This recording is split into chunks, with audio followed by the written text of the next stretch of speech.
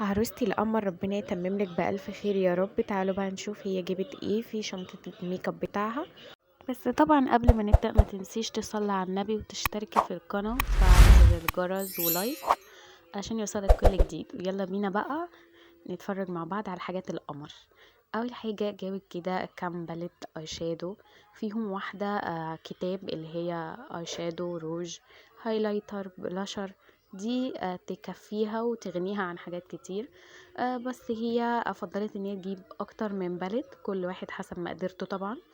فهي جابت اكتر من باليت بلاشر، و2 باليت مصحح حواجب باودر، و3 باليت هايلايتر، وكم طقم فرش، وكم ازازة فاونديشن وصن بلوك وجل حواجب، وكم واحدة ماسكارا كده وشوية بقى اقلام، بقى شكلت شوية ليب لاينر على شوية اقلام كحلة على ايلاينر جليتر.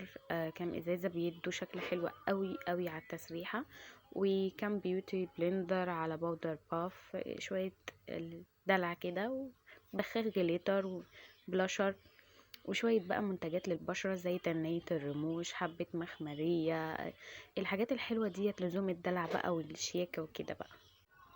وليب لاينر خشب علشان ألوان علشان تحديد الشفايف، وليب جلاس وليب ستيك ونيلز منوعين كده أشكال مختلفة، وأزايز مونيكير برضو علشان يتحطوا على التسريحة ويعملوا شكل حلو قوي.